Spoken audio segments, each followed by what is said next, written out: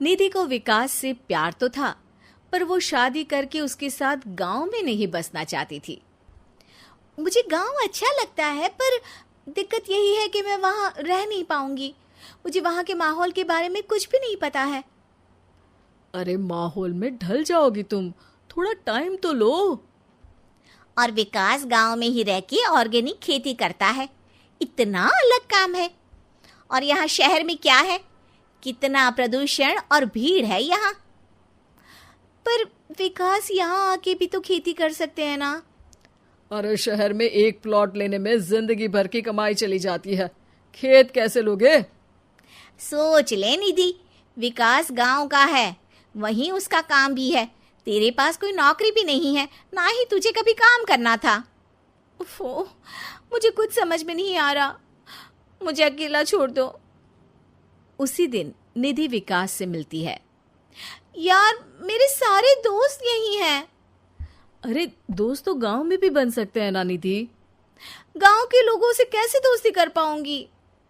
मैं भी तो गांव का हूँ, मुझसे प्यार हो सकता है तो वहां के लोगों से दोस्ती भी हो ही सकती है ना। अरे यार, कंफ्यूजन है बहुत। सोच लो निधि, शादी के मंडप पे छोड़ के मत जाना, वरना दोनों के परिवार की नाक कट जाएगी। अभी बोल दो, पत्रिका नहीं छपाते हैं। निधि के पास तो कोई चारा नहीं बचा। वो विकास से इतना प्यार करती है कि उसे छोड़ भी नहीं सकती। वो विकास के लिए गांव में शादी करके बसने को तैयार हो जाती है। जल्द ही दोनों की शादी हो जाती है। आई होप तुमको गांव में अच्छा लगेगा। मुझे पता है गांव में और शहर में अंतर क्या है। वहां के लोगों की सोच में अंतर है। मुझे पता है कि कैसा लगेगा मुझे। तुम ये बिना देखे किसी चीज के बारे में कुछ भी सोचने की आदत छोड़ दो ना। निधि ने उस वक्त तो कुछ भी नहीं कहा, पर वो सोचती है कि सबको इस बात का एहसास तो करवाना ही पड़ेगा कि वो सही है। उसके दिमाग में एक तरकीब आई। उसने सोचा कि गांव के लोगों के लिए वो ऐसा काम करेगी कि आगे से उसे कोई किसी काम का बोलेगा ही नहीं। शादी के एक दिन बाद निधि की सास ने फरमाइश की। निधि बेटा, अपने हाथ से कुछ खाने का बना दे। बिल्कुल सासू माँ, थोड़ा सा रुकिए, अभी बनाती हूँ। ये सही मौका था निधि के पास ये बताने का कि गांव के लोगों और उसके रहन सहन में कितना अंतर है। रोटी सब्जी दलिया भाजी खाने वालों के लिए पिज्जा बना देती हूँ, तब इनको समझ में आएगा। न खा पाएंगी, न कभी कुछ बनाने की बात कहेंगे। थोड़ी देर में निधि सास के लिए पिज्जा बनाकर ले आती है। ये लीजिए माँ जी, आपके लिए मैंने ये बनाया है।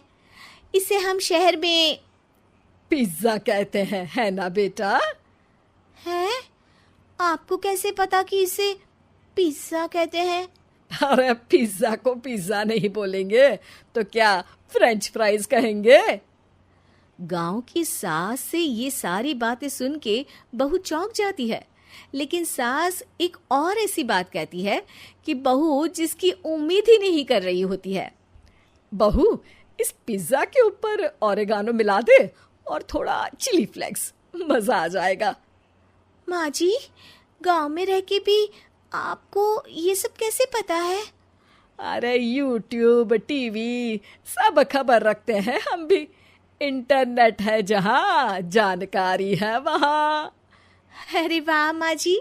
अरे अभी वहाँ मत बोल, अब जब मैं पिज्जा का फोटो लेके फेसबुक पर डालूंगी ना, तो वहाँ कमेंट में जाकर वहाँ बोलना, ठीक है? ठीक है माँ जी। अरे ठीक है माँ जी की जगह ओके मम्मी या ओके मम्मा बोल दिया करना। है? ठीक है, मतलब ओके मम्मा। निधि का तो सर ही घूम जाता है। इतना शहरी बर्ताव तो शहर में रहने वाली निधि की माँ का भी नहीं था। वो शाम को अपने पति से पूछती है, विकास, तुम्हारी मम्मी तो काफी कूल है यार। पिज्जा में क्या डालते हैं, फेसबुक पर क्या डालते हैं, सब कुछ पता है उन्हें तो। हमारे बड़े पापा के लड़के रहते हैं शहर में, बस उनके बच्चे आए थे गांव में गर्मी की छुट्टियां मनाने। उन्होंने माँ को एकदम शहरी बना दिया। उनका फेसबुक अकाउंट भी है, इंस्टाग्राम भी है और टिकटॉक बैंड हो गया, वरना वो भी बनाती थी। तभी सास वहां आ जाती है। अरे निधि, मैं तुझे टैग नहीं कर पा रही हूँ, जरा मेरी फ्रेंड रिक्वेस्ट एक्सेप्ट तो कर दे। निधि की गांव को लेकर जो राय थी वो अपनी सासू माँ को देख के बिल्कुल बदल जाती है। और अब निधि भी सोशल मीडिया पे अपनी सास के साथ लाइव आती है और कमेंट बाजी भी करती है, ताकि सबको पता चले कि गांव में रह के भी उसका जीवन शहर जैसा ही है और उसके आसपास के लोगों के अंदाज भी एकदम शहरी है।